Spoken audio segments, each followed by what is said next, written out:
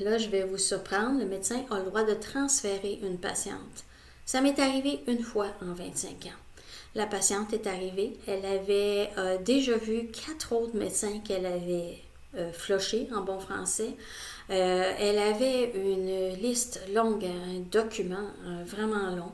Et elle a commencé d'emblée en disant, vous les médecins, vous pensez rien qu'à l'argent, vous pensez rien qu'à faire des interventions, vous êtes ci, vous êtes ça. Et elle me pointait comme ça. C'était pas agréable. Je l'ai laissé parler pendant 1 heure, mais elle avait des préjugés épouvantables sur les médecins. Vous êtes vraiment des ci, des ça. Son conjoint était à côté d'elle. À la fin de toute l'entrevue et tout ça, je lui ai dit, je pense pas qu'on puisse travailler ensemble. J'ai demandé à ma secrétaire parce que si on a le droit de refuser de suivre un patient si on se sent pas...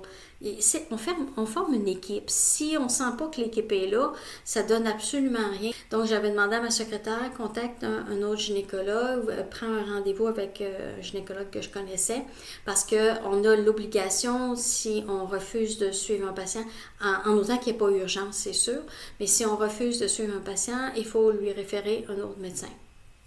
Donc, ma secrétaire avait pris rendez-vous avec l'autre médecin pour elle. Quand je lui ai dit, je pense pas qu'on puisse travailler ensemble, je ne sens pas que vous avez, et j'ai besoin que la personne ait confiance en moi, et c'est pas le cas, ça fait 1 heure que vous me dites qu'on est ci, on est ça, que j'ai des motifs ultérieurs, ce qui était bizarre en tout cas. Pas le meilleur rendez-vous de ma vie. Tout ça pour dire qu'elle a été sous le choc que je lui dise non, parce que c'est elle qui aimait flusher les autres, qui avait flushé les 4 autres médecins avant. Tout ça pour dire qu'elle dit, ben là, j'ai jamais dit ça. Et son conjoint, qui n'avait rien dit à date pendant la première heure, a dit, oui, t'as dit ça, t'as dit que les médecins, c'est des ci, c'est des ça. Et elle l'a regardé. Et si ses yeux avaient été des mitraillettes, je pense qu'il aurait été criblé de balles, il aurait été plein de trous, le pauvre. Et finalement, j'ai transféré le dossier, ce que j'avais écrit, le peu que j'avais écrit, parce que je la connaissais pas beaucoup, à l'autre médecin.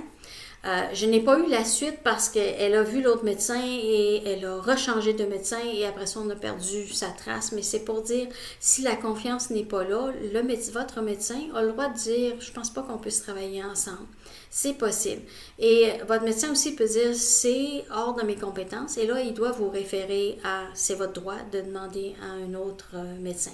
En autant qu'il n'y ait pas d'urgence, comme je disais. Si vous êtes en travail, bien là, c'est pas le temps de changer de médecin. En tant que médecin, quand je faisais des accouchements, j'avais un droit aussi. Je demandais à avoir, je suis canadienne, je suis québécoise, donc d'avoir mon enclos de gardien, c'est-à-dire un petit espace au pied de la patiente, qu'elle accouche à 4 pattes ou accroupie ou quoi que ce soit. Mais d'avoir mon petit espace à moi. Parce que des fois, comme je disais, il y avait beaucoup de gens dans la chambre. Il faut avoir 15-20 personnes. Donc vraiment, il était excité, puis il venait proche, mais on est supposé d'être stérile. S'il y a des points à faire, puis qu'il y a du monde qui vient tousser là-dessus, l'infection peut se propager. Donc vraiment, je disais, donnez-moi mon enclos de gardien. J'en demande pas beaucoup, là. C'est 3 pieds par 3 pieds. Ça, c'est mon espace à moi, pour pouvoir aussi faire des manœuvres. Si les épaules ont besoin d'être aidées à sortir, les épaules du bébé ont besoin d'être aidées à sortir. Ça m'est arrivé que ce soit pas respecté mon petit espace. J'ai une patiente qui avait amené son jeune enfant je pense qu'il avait 6 ans, et qui était plutôt turbulent, on va dire ça comme ça, plutôt turbulent.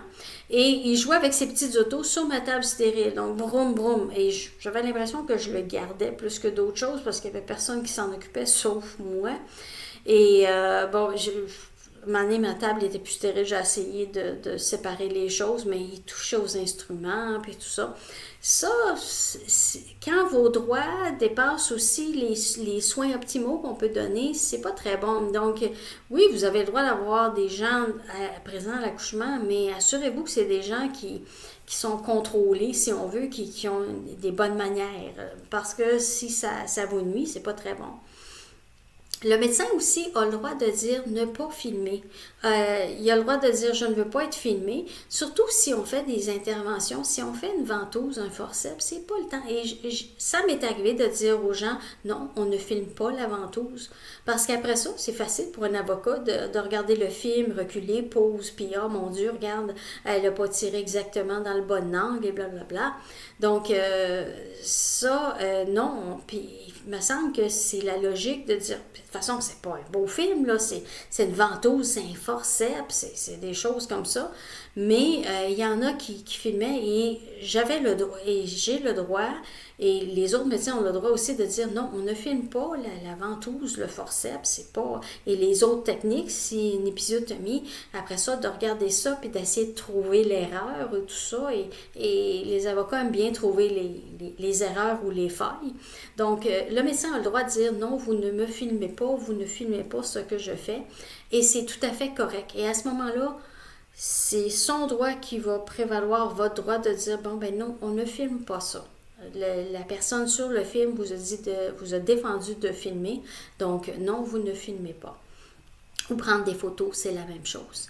Le médecin a aussi le droit à un moment donné de sortir les gens de la chambre parce que des fois, quand on a une situation d'urgence, que ça devient, bon, le cœur du bébé descend à 60 et que là, il y a 10 personnes, 20 personnes dans la chambre qui crient, qui sont enthousiastes, qui ne comprennent pas ce qui se passe et que là, on a des manœuvres à faire et qu'on a des choses à dire, c'est important que l'infirmière elle comprenne et tout ça, ou qu'il y ait d'autres personnes, des intervenants qui rentrent dans la chambre rapidement.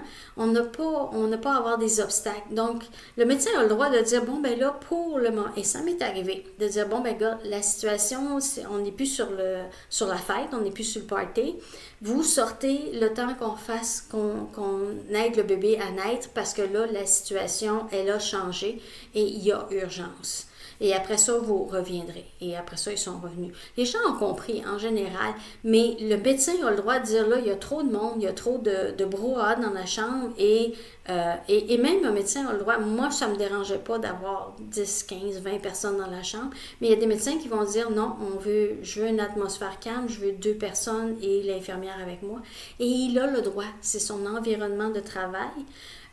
Vos droits cessent là où les droits des autres personnes commencent. Et ça, c'est la logique dans toute la société. Dans tout ça, j'ai parlé beaucoup de vos droits, de maman qui accouche, mais votre conjoint a des droits. Et si vous voulez prendre des décisions qui, des fois, pourraient affecter la vie de votre bébé, votre conjoint a son mot à dire en tant que parent, conjointe.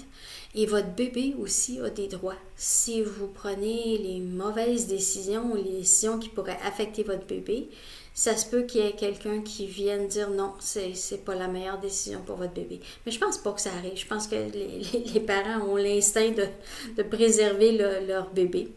Mais c'est pour dire que vous n'êtes pas seul avec vos droits. L'autre parent a des droits et le bébé a des droits aussi. Mais c'est facile, et le médecin a des droits, comme je disais, l'infirmière a des droits aussi. Mais c'est facile d'harmoniser tous ces droits-là.